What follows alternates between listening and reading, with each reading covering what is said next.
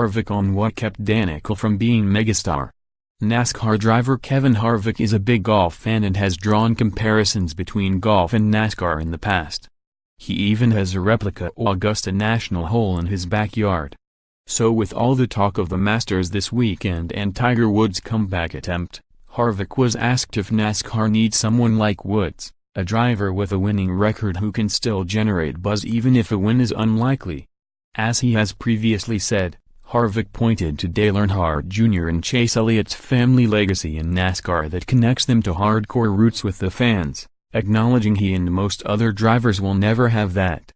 Harvick said, "The guy that has the most potential is Chase Elliott with the traditional NASCAR fans.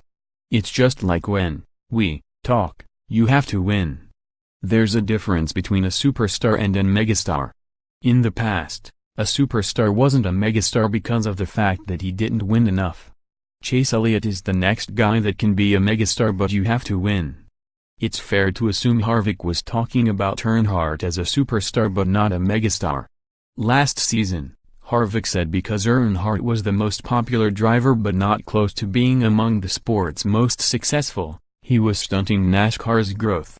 He said he thought seven-time Cup Series champ Jimmie Johnson should be the most popular, and because of his success, that would help the growth of the sport. The definition of megastar is subjective, but by all accounts, Earnhardt was and still is a megastar in and beyond NASCAR. He finished his Cup Series career as the 15-time most popular driver, and he is one of just a small handful of drivers to transcend NASCAR. Danica Patrick is also one of the few to be in that category as well, even though she never experienced Earnhardt's success or had his fan base. But she is well known outside of NASCAR, far more than most other drivers. As Harvick continued, he brought up Patrick, his former Stewart-Haas racing teammate who finished her NASCAR career in February, and expanded on his argument that he thinks wins are required to be a megastar. He added, "When you have a guy like Tiger Woods, he's 1 and 1 and 1 and 1 and 1 and 1. Danica, Patrick, had a personality. She didn't perform well. She could have been a megastar as well. Danica didn't perform well. In the end, performance trumped superstar to megastar. And if you want to be a megastar you have to perform and win. That's the effect that a guy like Tiger Woods has. It's something that when you look at a guy like Jimmie Johnson, and Jimmie and I have had this conversation, we don't have that capability from the traditional, roots family standpoint that you can be that guy. There's only a few people that come through the sport that can be that guy. Jeff Gordon came through, but he won a lot in the beginning.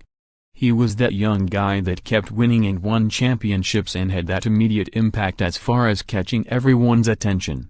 After you get in here for a few years and don't catch everyone's attention, you just kind of wind up being one of the guys unless you end up winning a lot." Regardless of Harvick's definition of superstar or megastar, it's fair to say that for an athlete to be in that category, he or she would need to transcend the sport, like Tiger Woods.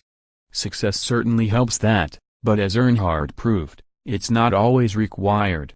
More, why do so many golf fans hate Patrick Reed?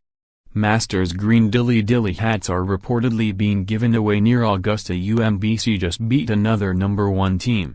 In men's lacrosse NXT TakeOver, New Orleans match card and start time this week in Taco Bell. Taco Bell came out with some new Taco Bell stuff and so did I.